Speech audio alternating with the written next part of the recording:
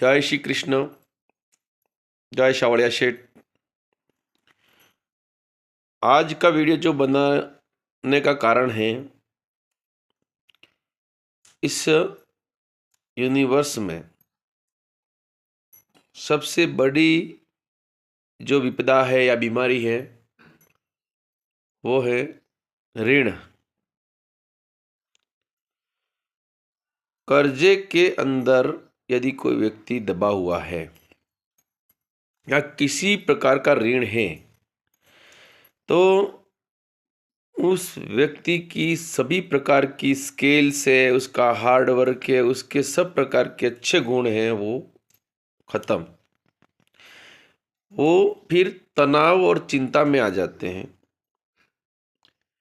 और उनसे फिर निर्णय गलत होने लगते हैं और सभी प्रकार के हर कार्य में वो पीछे रह जाते हैं।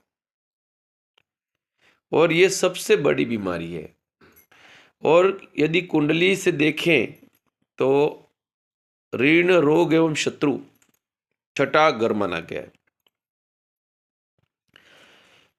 यदि किसी जातक की कुंडली में छठा घर पीड़ित है या उसका भाव छठे भाव का भावेश है तो ये जो मैं उपाय बताने जा रहा हूँ उसका प्रयोग करें। अब है ऋण, रोग एवं शत्रु छठा हाउस। तो इसकी समस्या का समाधान किससे करें? पहली बात तो समस्या आई कैसे? ऋण होने का कारण है या तो प्रारब्ध से तय ऋण है।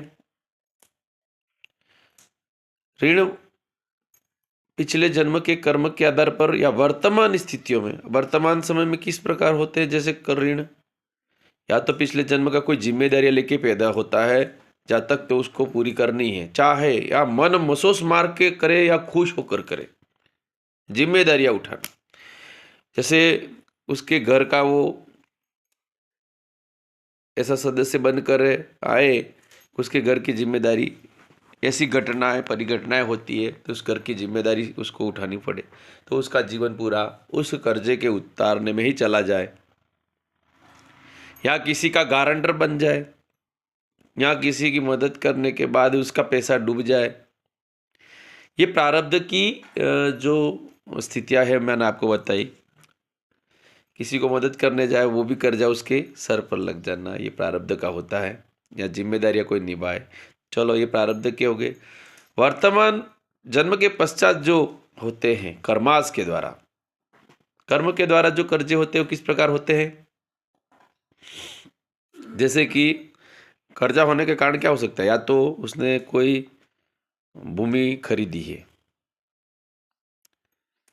वाहन खरीदा है,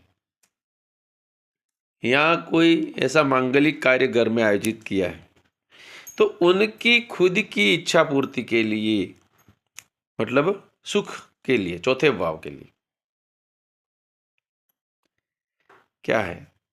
चौथा भाव भूमि, भवन, वाहन या मांगलिक कोई कृत्य है उसके लिए, उससे से तीसरा घर होता है, पराक्रम होता है। ये उसका पराक्रम, किसका? चौथे भाव का पराक्रम है ये। तो कर्जे का कारण होता है उसने पराक्रम दिखाया है, अपने खुशी का या सुख का पराक्रम दिखाया, इसीलिए कर्जा हुआ है, बाकी कर्जा होता नहीं।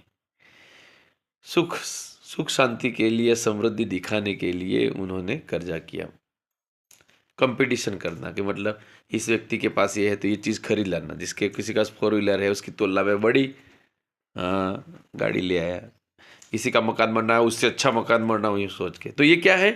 चौथे भाव से तीसरा घर पड़ता है, छठा है। तो भूमि, भवन, वाहन में उसमें पराक्रम शो किया, मतलब दुनिया को दिखाने के लिए किया गया कार्य, जिससे उसने खर्चा किया और कर्जा हुआ। तो ये उसके कर्मास द्वारा है। ये हो गया।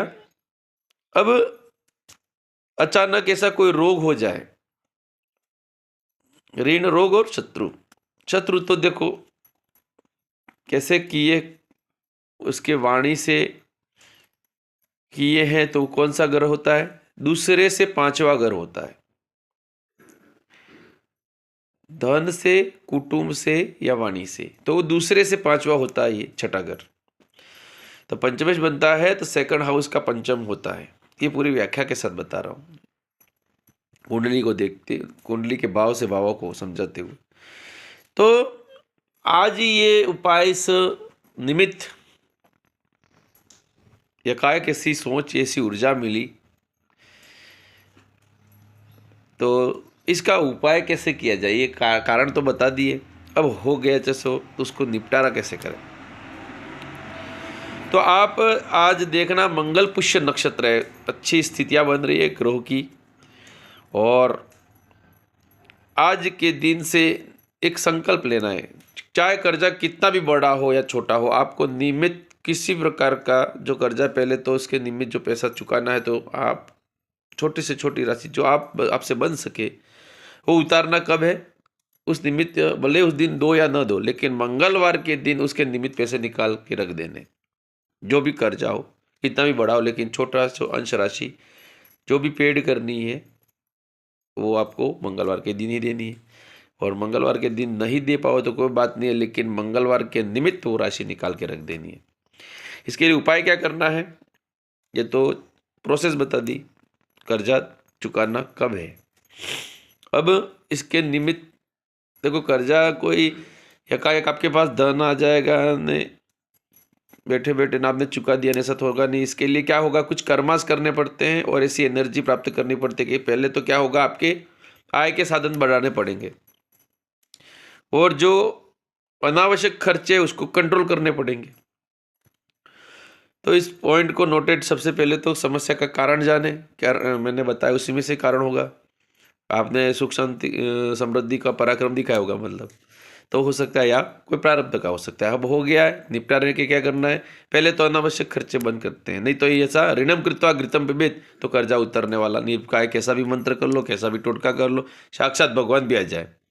तो सबसे पहले अनावश्यक खर्चे क्या है नोटेट करो, आपके उसका आपका स्वयं का जातक का एनालिसिस होता है, इतना खुद का एनालिसिस तो खुद को करना पड़ेगा, तो वो कंट्रोल करना है। एक नियमित कागज पे आपको मंगलवार है, आज से ही नोट करो, आवश्यक है वो दो, और जो भी बचे छोटी सी राशि उसको मंगलवार के दिन ही आप पेड करने का कार्य शुरू करो।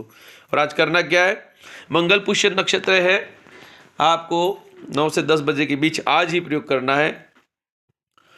एक लाल रंग का कपड़ा लेना है, उसके अंदर जटायुक्त नारियल,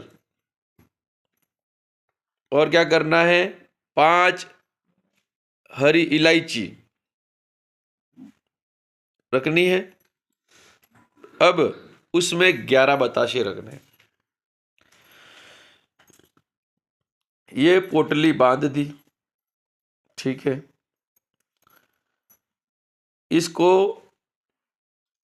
अभिमंत्रित करना है वो हनुमान मंदिर में जाकर। कब करना है, चलो इसके पहले क्या करना है, एक मीठा पान एवं सिंदूर की जो 50-100 ग्राम जो भी सिंदूर है उसकी पैकेट होती है, तो हनुमान चालीसा आपको पहले कर देनी है, और ये सिंदूर है हनुमान जी को चढ़ा देना है चरणों में, और ये मीठा बताशा विनती करके हुए भाव से आपको, हे प्रभु कैसा भी कर्जा हो आपकी चरणों में अर्पित करता हूँ, ये उतर रहा है मेरा कर्जा, से भाव करके, भाव की प्रोसेस मैंने इसके पहले वीडियो में बता दी है।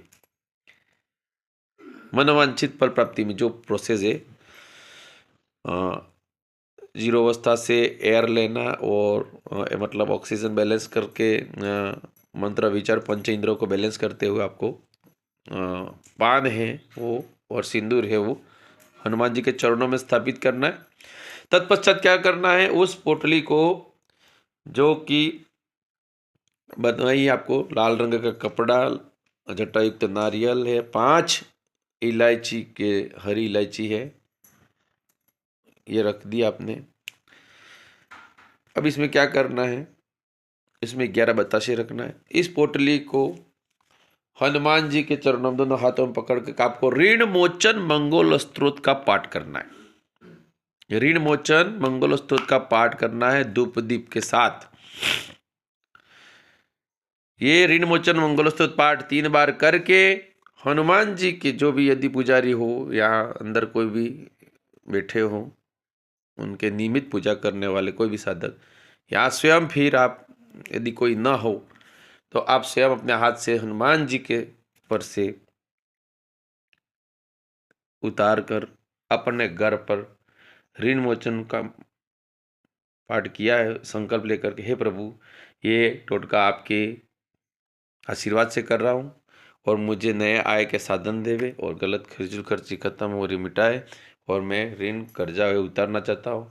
जो भी कर्जा हो निमित्त हो भगवान को कहे वह कर्जा मेरा उतारने की कृपा करे। इस आशीर्वाद से लाकर अपने घर में लाकर, जहाँ पूजा स्थल है मतलब लगभग ईशान कोण में ही होगा, वहाँ एक कलश स्थापना करनी है। घर पे आकर तांबे के लोटे में उस पर उसमें जल रखकर विष्णु सहस्त्रनाम किया हुआ ये नारियल उसके ऊपर रख देना है, बाकी पोटली इसके नीचे रख देनी है। और नियमित जब पूजा पाठ धूप दान करते रहो, ये प्रोसेस है। फिर मंगलवार के मंगलवार दिन जो भी राशि आपसे बचे वो आपके कर्ज निमित्त निकाल के रख देनी। आपका 100% चुटकियों में ये कर्ज उतरने लगेगा। जय सावलिया सेठ। ये कर्जा उतारने का अचूक उपाय है, ऋण मोचन मंगल स्तोत्र करना है। डेली दीपदान आप किया करो, आप मंगलवार तो करना ही है। और ये कर्जा प्रारब्ध का हो तो भी कट जाएगा, और कर्मास के द्वारा है तो आपको खुद को कंट्रोल करना है। और फिर हनुमान जी की जो ऋण मोचन मंगल स्तोत्र है इसकी कृपा तो होनी ही है। प्रोसेस अपनाना है, कर्जा उतरे। थैंक यू, धन्यवाद।